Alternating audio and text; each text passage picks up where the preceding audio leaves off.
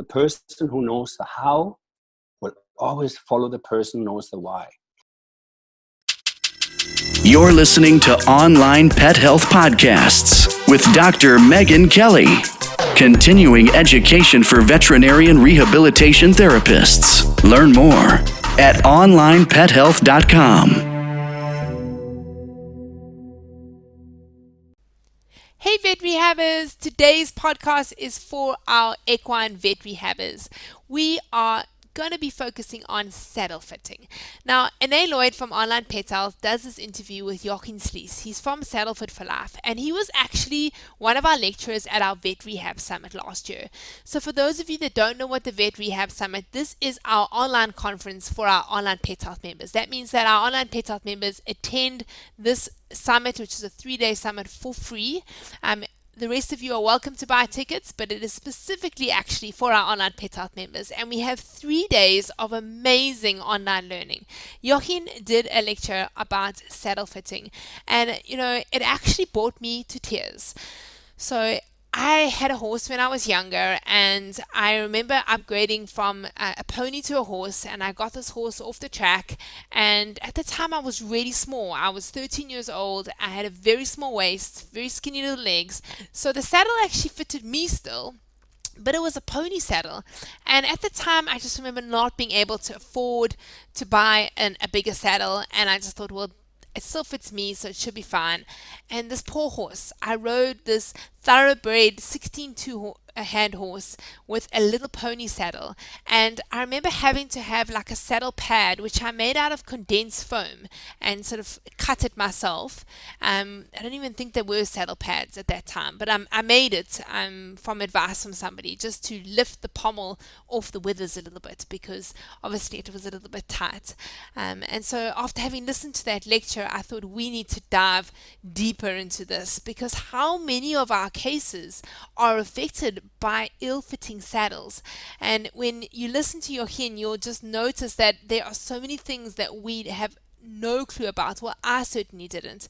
And even having gone through a whole veterinary degree, we didn't learn anything about saddle fitting and how that can impact on movement and how it can cause problems and conditions in horses, and specifically the competitive horses that we're seeing. So without further ado, I'm going to hand over to Jochen and Anae. I hope you enjoy this one. Good morning or evening or afternoon, everybody, and welcome, Jochen, to today's podcast. Thank you, Annie. I'm happy to be back. Thank you. So Jochen, will you tell us a little bit about yourself, your journey into saddle fitting and into saddle making? Well, I grew up in Buenos Aires. My dad taught physics and math in German schools all over the world. So I traveled a lot as a kid. And in Buenos Aires, I saw a gaucho galloping by the car, chasing a bird, had 2 strings in his hand. The stones were attached on the bottom, and he chased the bird. So the bird went left, and the horse went left, the horse went right, and it was magic. I couldn't believe how horse and riders worked together as a team. I was, 6 at that time? I thought I saw centaur. I was mesmerized how a human and a horse can be one soul. And from that moment on, I drove my parents crazy. All I wanted to have is horses. And then we went back to Germany. So we end up with 7, and we had a little yard. And make a long story short, my neighbor was a super horseman, and he saw the passion I had with horses. So he was a great sponsor. And I rode for the German team. I'm not trying to impress you. I'm just saying I became a very competitive rider as a junior. And I lost all of a sudden the connection from horse to rider. I'm going to talk about that later when we talk about hyperextension, hyperflexion saddle fitting. So all of a sudden it was all about me, but there was a part, and I'm not proud of it, but there was a part where my horse lost the light in the eye, where my horse wasn't the same anymore. And he started to stumble, he started to cause rails, and he started to refuse. As an eventer, my passion was jumping and eventing, not so much dressage. But we had to retire this horse, and we could not figure out the lameness he had on the front left. Mm-hmm. And back then, the veterinarians, physiotherapy, massage therapy wasn't that much in. I'm talking about 1978 to 1981. So back then, there was no MRI or fiber optic cameras or computerized saddle pads. So when I was giving lessons and giving riding lessons, my dad says, you know, you got to do something here rather than just sitting around the yard. And I wanted to be a doctor, but I didn't have the marks yet. So I started saddlery as a what's the word? It's a part-time job, but I fell in love with it because I can combine my hobby and I combine my passion. And my dad told us always the same thing. He says, the person who knows the how will always follow the person who knows the why. So obviously, I was constantly asking, why do we need to do it like this? Why do we need to do it like that in my apprenticeship? And my master said, be quiet, do it as I say, don't ask so many questions. Which was, of course, new to me because I was raised to ask questions. So how did I get into saddle making? Because my horse developed a fatal injury. What I find out years later, after I made already 6,000 saddle, was caused by the saddle. And then I called my dad when I saw that at the University of Utrecht, where the horse was galloping on a treadmill underneath. Annie, imagine this. So this horse is galloping on the treadmill with the rider on top. And then he said the saddle they injected in the trapezius area, a fiber optic camera, and they could see how the saddle crippled this horse. And then I started crying like a little kid. You wouldn't believe it. First thing I did after I composed myself, I called my daddy and says, Daddy, I know what my calling is. I want nobody to ever lose their best friend because of not knowing what we don't know. Mm-hmm. And that's how Saddle Fit for Life came about. This is how I started writing a book, and with lots of professionals such as yourself, you're a physiotherapist, I understand. I did what my grandmother said. She says, you know what? If you don't have the smarts, surround yourself with people who have it.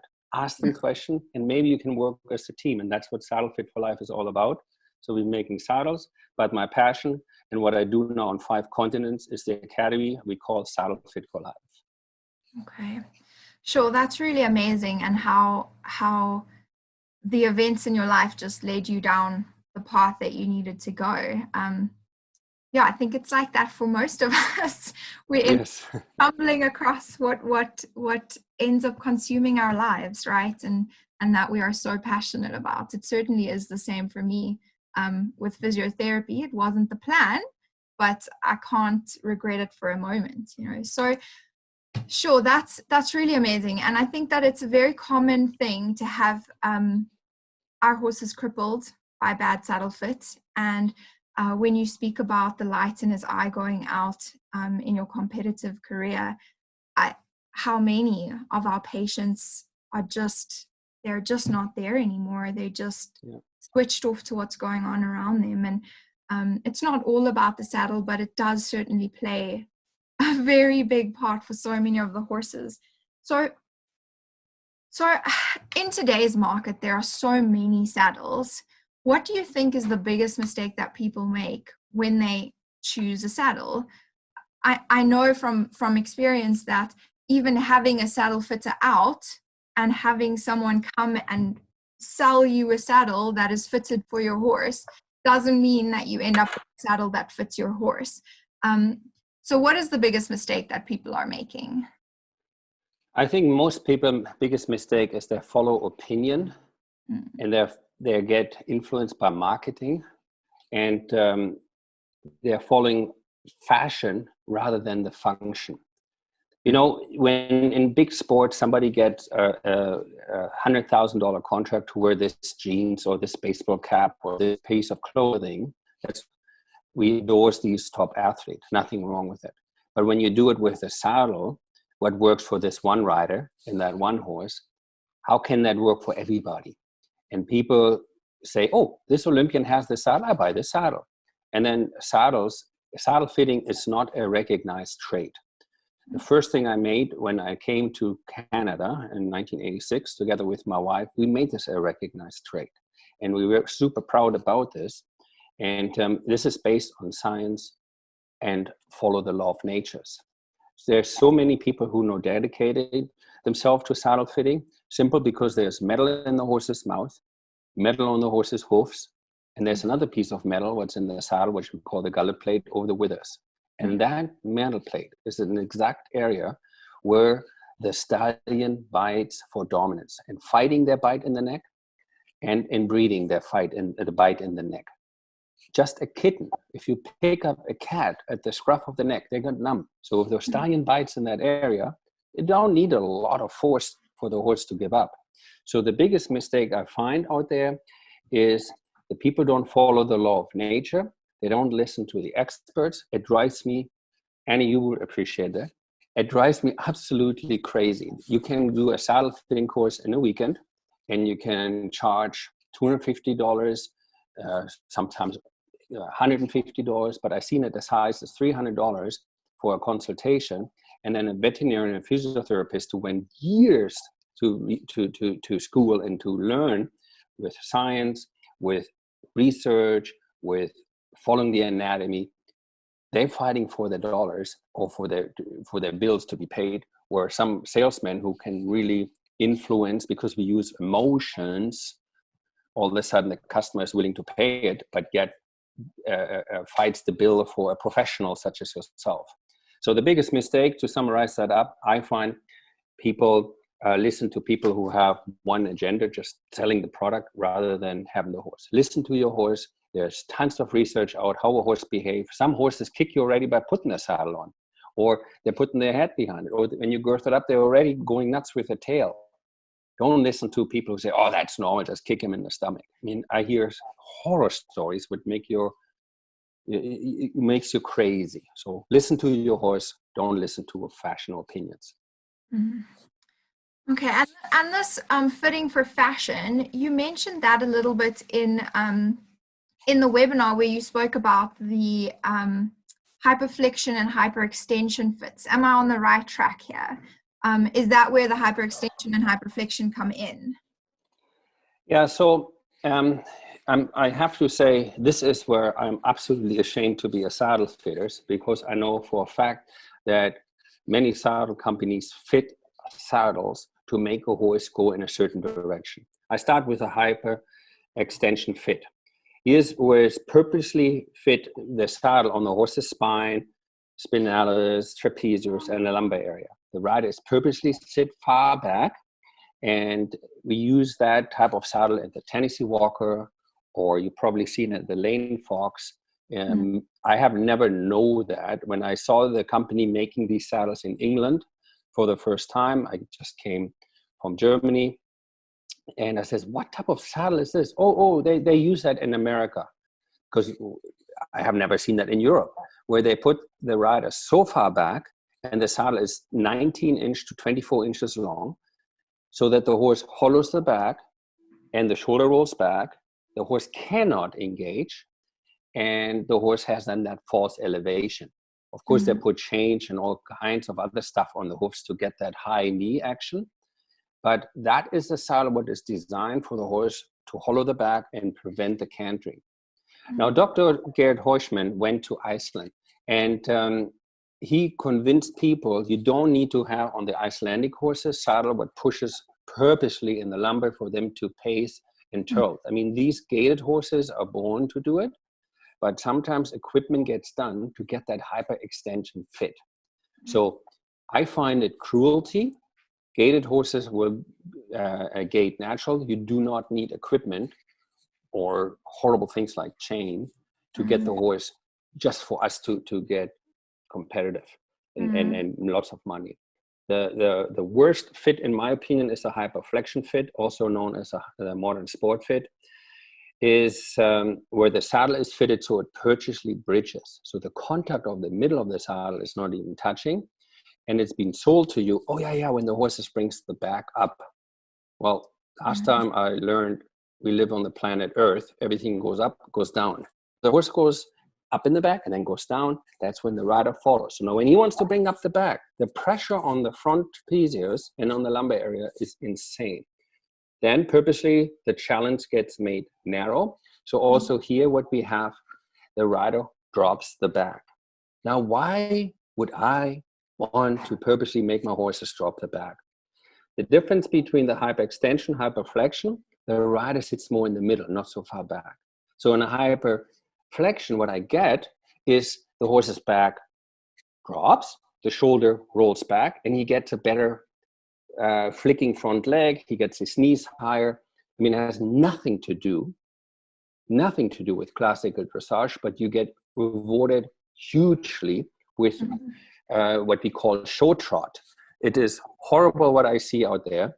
And I mean, there's a lot of people, and one of a good friend of mine is Dr. Gerd Horschmann, who's a veterinarian who spoke out greatly against that. We call that also roll cure.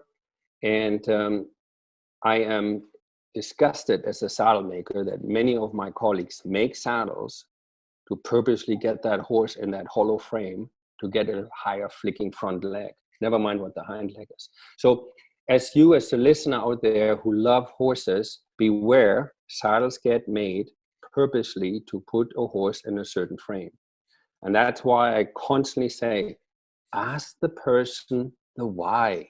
Why do you fit it this way? The how comes by itself. And ask them, is the saddle fitted to the anatomy of the horse or to somebody's opinion? And if we understand that we want to get the weight off the forehand and protect these tiny little ligaments and joints on the forehand of the horse, you got to get the back up first to get the hind leg under. So this is riding basic 101. What has that to do with saddle fitting? Very easy. As I said, unfortunately, many saddle fitters fit for the purpose of making the horse go hollow. Not fun, but it's out there, and it's easy for you to see as a horse owner by asking, why does the saddle need to be off the spine? Why should the saddle sit even from front to back? Let them answer the question. Ask the whys. Sure. So you've raised some very interesting points there. And I just want to bring it a little bit together. So the hyperextension fit, we're seeing like these fits are very discipline specific, right? With the hyperextensions, yes, we're seeing in our gaited horses, so the saddlers, the trotters, and in South Africa, our boerpaard. And the other thing that I see in these breeds from my own experience is that they're also started and backed extremely young. Like they're already in the show ring at 3 years of age and ridden in these extremely expressive gaits. So it makes me really wonder about where they're going in 10 years time. What are they going to be able to be doing? These horses that are started so young and then have these saddles fitted to create artificially, if I can say that, this gait. And then where that hyperflexion fit is being used more commonly in our dressage, in the more competitive arena. And then you also mentioned the movement of the back, right? And what comes up must come down. And that kind of leads me into my next point, in that I am very grateful that I'm not a saddle fitter, because I feel like saddle fitting is just becoming more and more complicated the more information that we're getting, right? So I know there's research out at the moment that's showing that like how much the dimensions of the back are changing during exercise and how much they're changing during movement. So I'd love if you talk to us a little bit about that and how fitting a saddle to a static horse isn't enough. You need to be, how do you take movement into account and how do you take the impact of exercise into account? I'd love to understand that better. Okay. Number one, to summarize up what you were saying there, for me, that's why I wrote the book, Suffering and Silence, because many people love their horses and they want to do best, but they get confused by ill marketing and by flashy salespeople. So it is hard when you don't know what you don't know and you crippled your horse unknowingly. But for me, people who abuse the system, people who abuse the horse starting the horse at 1.5 years old or 3 years old, or fitting saddle for hyperextension, hyperflexion. They are horse abusers. They have no heart. For me, these people are absolutely cruelty. It's the same way as you see on these nasty pictures on Facebook when a dog is tied to a post and they hit him with a baseball bat. That's exactly the same thing what I see. These people should be in prison. So back to your original question, in 1992, Christopher Reza developed a laser that measures the horse's back in 1992. And they had the horse walk short canter, slower, faster, left lead, right lead, and they could see and measure the back. There's 9 different measurements. So here in various schools worldwide, they teach you how to measure the horse's back for a saddle. And yet there's so many different shapes in the back. So how do you fit this? Well, first of all, one of the most important part, you don't need to be a physiotherapist or a veterinarian, but you should know a little bit about biomechanics as a rider. You also should know a little bit as the anatomy of the horse, and there are certain areas where the horse can tolerate pressure. If we compare to lemon pressure, I learned that from a very good friend of mine. I adore that guy. His name is Jim Masterson, and he explains pressure with fruits. So he says certain areas on the horse will react when you put egg yolk pressure. Egg yolk pressure? He says, yeah, how much pressure you need to squish an egg yolk? Well, not lots. How much pressure you need to have to squish a grape? Well, a little bit more, but that's still not a lot.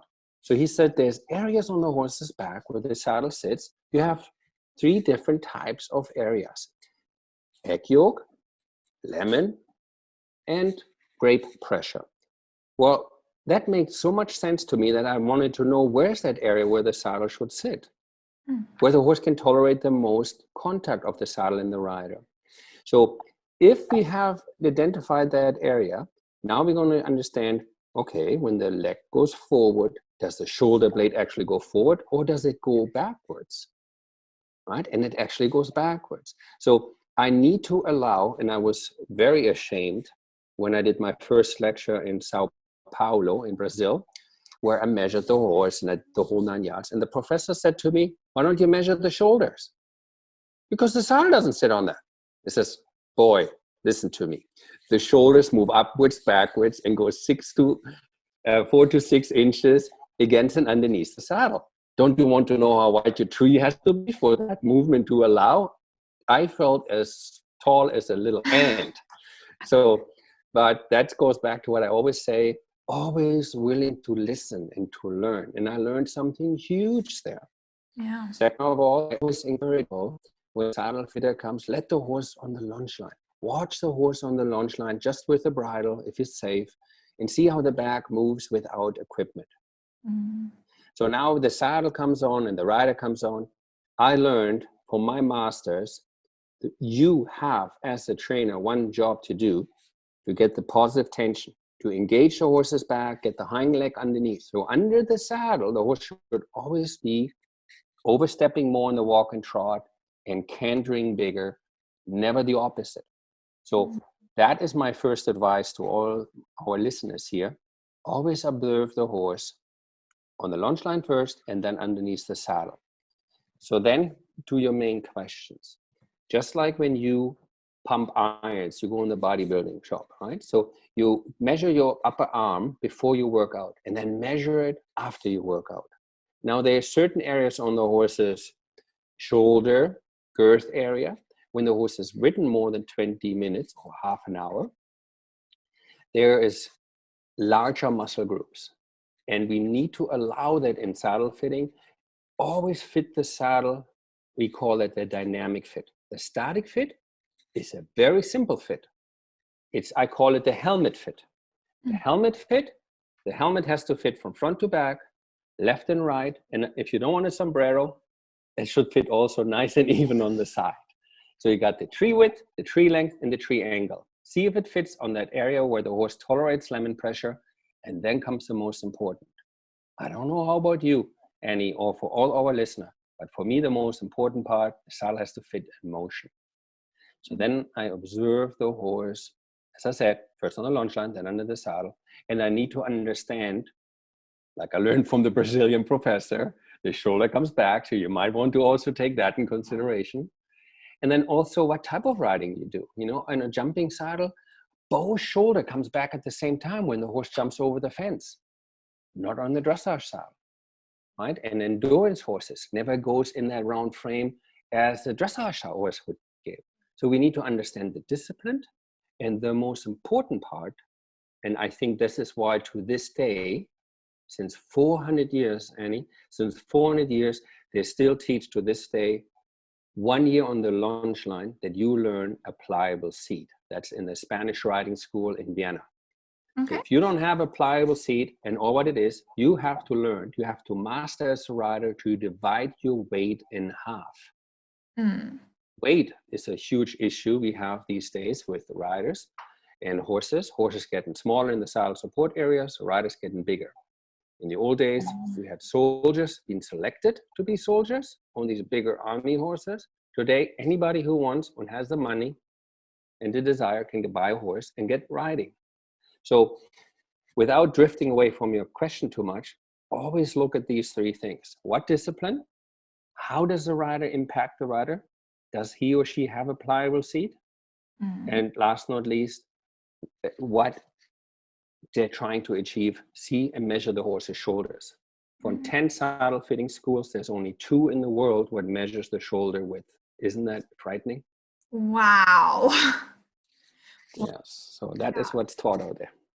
I have to be honest, like I read a lot of research papers, and the majority of research that I have in my library at the moment is around saddle fit, because there's so much that we're investigating and that we're asking at the moment and in the last few years about the fit of the saddle, in motion, the dynamic fit of it, the influence of the rider, the impact of the saddle on the health and the well-being of the horse, lameness, all these interactions, saddle pads, measuring pressure. Like there's an incredible amount of research. And that's why I say I'm glad it's not my field, because I think it's pretty complicated. And I mean, I know how to check a saddle to see that it's grossly not fitting, but don't ask me to make it fit. You guys can keep doing that. So this rider aspect, you brought that up in the webinar as well, that the saddle needs to not only fit the horse, it needs to fit the rider. And I never knew that. And like it's so obvious, really, that we're all super different shapes and sizes. Men and women have different pelvises. We should be fitting the saddle to the rider as well as to the horse. How do you do that? And how do you prioritize that? So what comes first? The horse fit, the rider fit? Are they both equally important? Okay, so this question is very easy to answer, Annie, because I'm a man of logic, I like to say, because I'm going back and I like to listen from experts such as yourself. And when the old masters told me, before the sport hit the industry, saddles always have been fitted for function and to the anatomy of the horse. This sounds a little crude, but I'm going to say no, but the horse was a large part of the food source for humans. And back then, if you go back 150 years ago, or maybe not even that far, when the farmer had a very high asset, the horse, who plowed the fields, who drove the carriage, who may even got drafted to go to the war. Who knows? But in the end of the day, when the horse died, they just didn't bury it. They ate the horse. So in the old days, people had way more understanding about anatomy. Nobody would, back in the old days, would put the saddle where people now being told to put the saddle.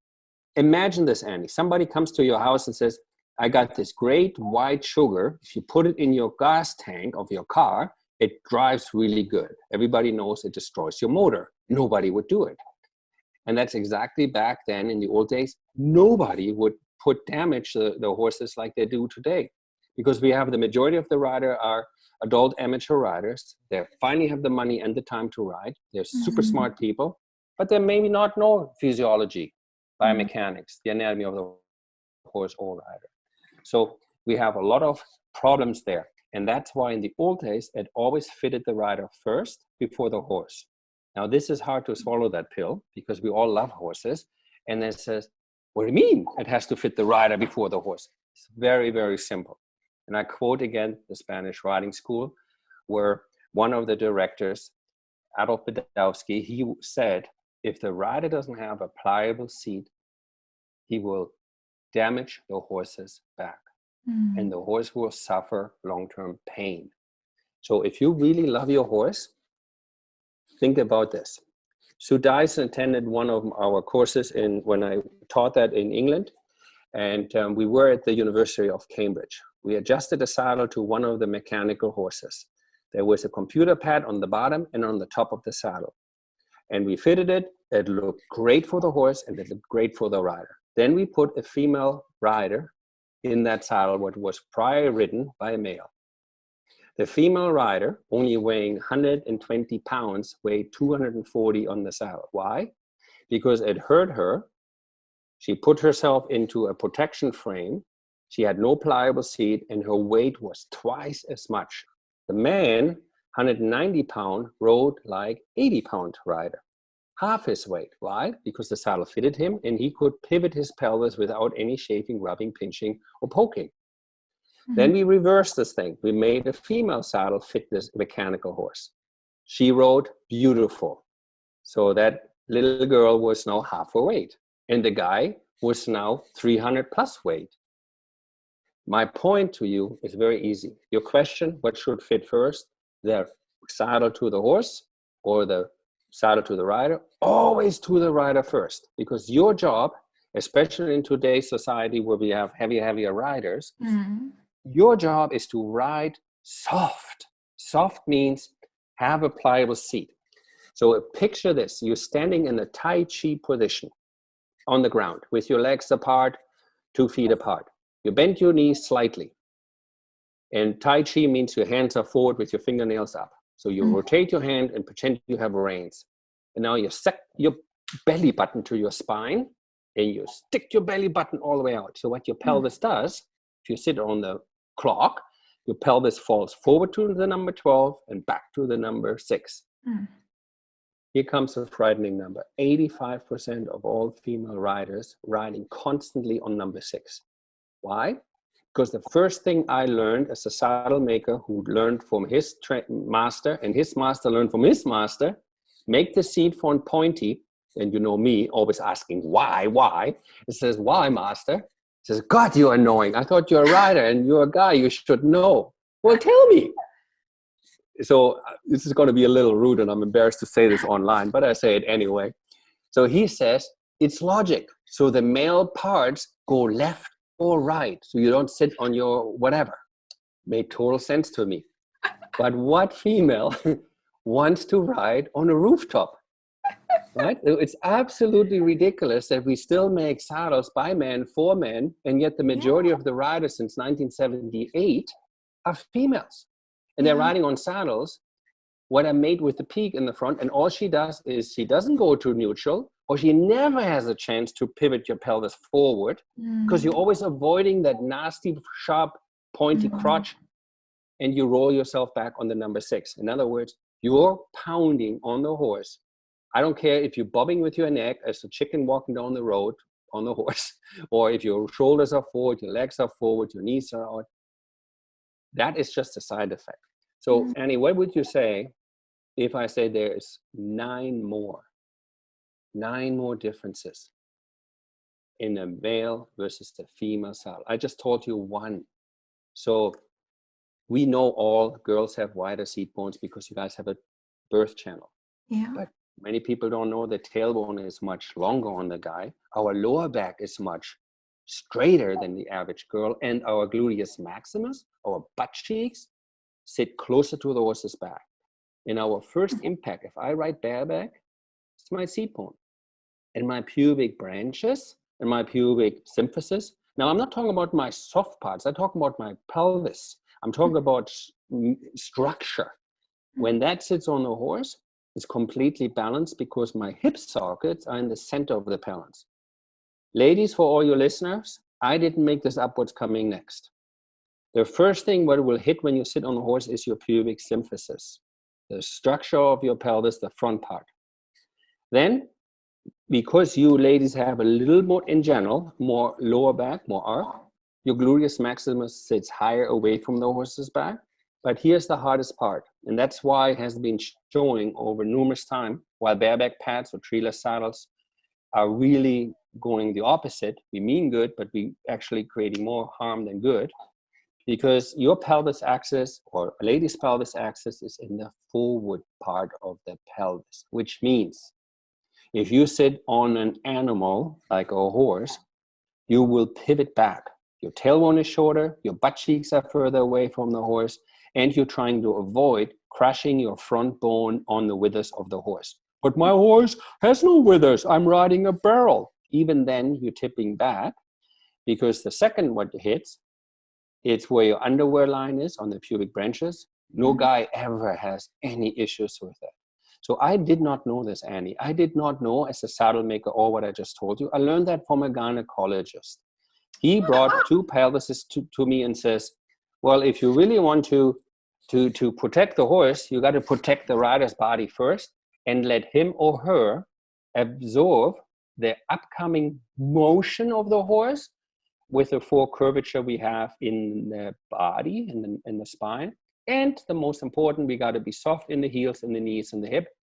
I'm sorry, Annie. Ladies cannot do that if you ride in the male saddles, and guys would not even try to attempt it to ride in the female saddle, because a female saddle has a flat crotch area. And if my parts don't go left to right, I speak very high. And I wouldn't even try to do that once. So yes, you hear this right. Guys are bigger wussies because we would never, ever ride in the female saddle. We're 95% of all ladies riding in the male saddles, and unintentionally, I'm sorry to say it, but we have proven this so many times, unintentionally coming twice with their weight into the horse's back, because it is physical, not possible to deform your skeleton to absorb the horse's movements. That is really fascinating. And as a rider, I mean, I know how challenging it is to get my seat right. It never happens. And most likely that is the problem, is that I'm in the wrong saddle. Hence, I cannot get my balance and my seat to be where they're supposed to be. So that answers, my struggle of the last 10 years. Thank you.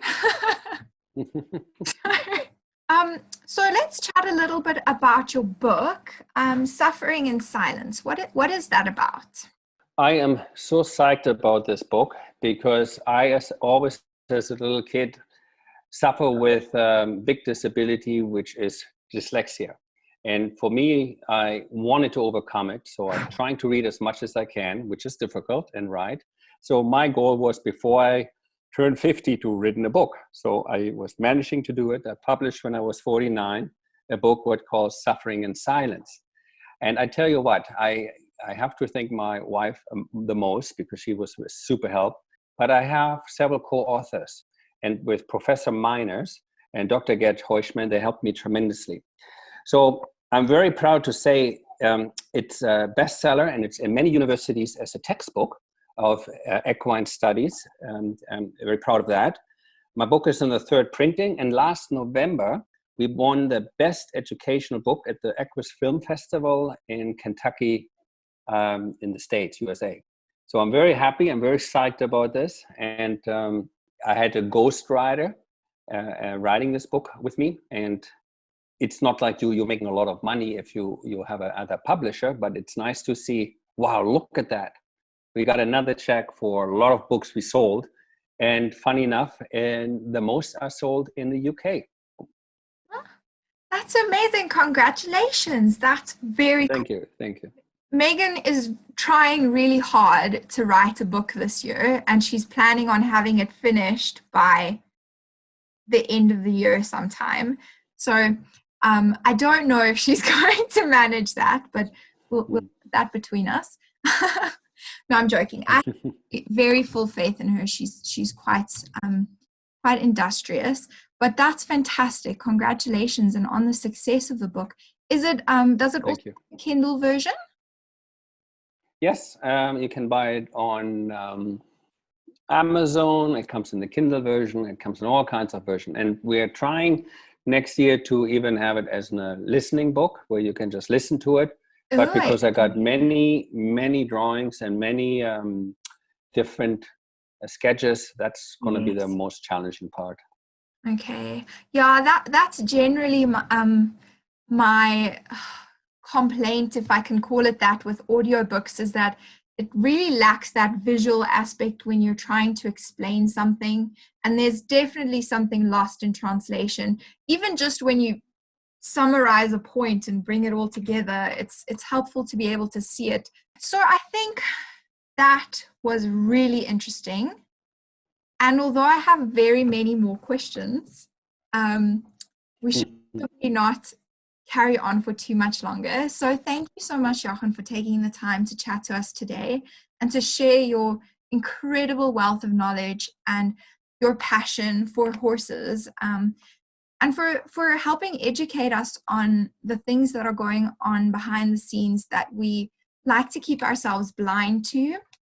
That's me. Pretend it doesn't exist, and then, it's all good. So yes, thank you so much for everything that you do and that you're willing to raise your voice and say, we've got to change these things. Yes, I'm very happy to be the second time with you. And I have a lot of fun with this because, again, I'm a big believer that nobody should lose their best friend, their horse, because of not knowing what they don't know. Mm-hmm. We have online courses now. I'm super psyched that we're selling this now all around the world to several different universities. And saddlefitforlife.com or Saddlefit for Life Academy. It's easy to find us. And you were mentioning about saddle pads and how they can help to help the fit. Maybe can talk about that next time a little bit. But saddle fitting to horse and rider, it's not that difficult if you're a rider. If you're not a rider, yes, that's difficult. But when you have ridden on the horse, when two souls melt into one, that's what you want. You do not want equipment what's between you and the horse and anger both of you. So that's what we're trying to hope, and that's what we're trying to get across. Thank you so much. Have a wonderful night. Bye. You too. Bye-bye. Vet Rehabbers, for more information on how to take your career to the next level, go to www.onlinepethealth.com. Please don't forget to subscribe to my podcast so you'll get notified. I'm here every single week talking to vet rehabbers from all over the world, learning, and I would love you to join me. Hope you have an awesome day further. Cheers for now.